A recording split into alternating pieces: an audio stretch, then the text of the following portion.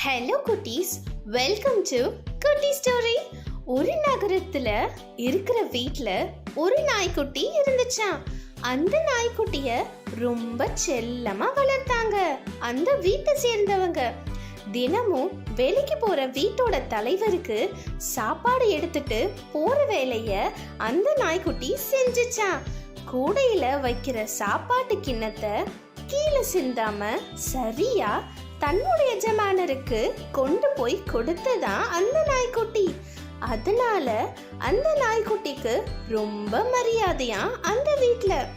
இத பார்த்த பக்கத்து வீட்டு நாய்களுக்கு ரொம்ப பொறாமையா இருந்துச்சாம்.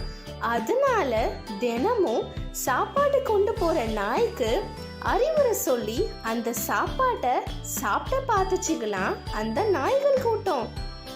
ஆனா அந்த நாய்கள் கிட்ட இருந்து தப்பிச்சு தன்னோட எஜமானருக்கு சாப்பாட்டை சரியா கொண்டு போய் சேர்த்துடுமா அந்த செல்ல நாய்.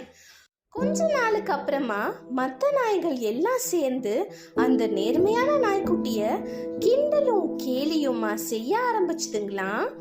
அதை கேட்டு சங்கடப்பட்டு அந்த நாய் அன்னைக்கு கொடுத்து அனுப்பின சாப்பாடை சாப்பிட ஆரம்பிச்சுச்சான். அதை பார்த்த மற்ற நாய்கள் எல்லாம் ஒன்னா சேர்ந்து சத்தம் போட்டு சிரிச்சுதுங்க.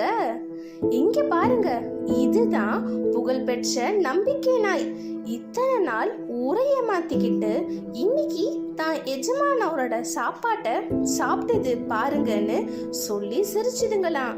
மற்ற நாய்களோட கேலி கிண்டலுக்கு ஆளான நேர்மையான நாய் தன்னோட நேர்மைய தவற விட்டதுக்காக ரொம்ப வருத்தப்பட்டுச்சான். என்ன குட்டீஸ், உங்களுக்கு மாரல் புரிஞ்சுதா? மற்றவங்க கருத்தை வச்சு உங்க பழக்கங்களை நீங்க மாத்திக்க கூடாது. ஓகே குட்டீஸ், இதே மாதிரி நிறைய குட்டி ஸ்டோரிஸ் நீங்க தெரிஞ்சுக்கணும்னா மறக்காம மீடியா மேசன் லிட்டில் சேனலை சப்ஸ்கிரைப் பண்ணுங்க, லைக் பண்ணுங்க, ஷேர் பண்ணுங்க. பை பை குட்டீஸ்.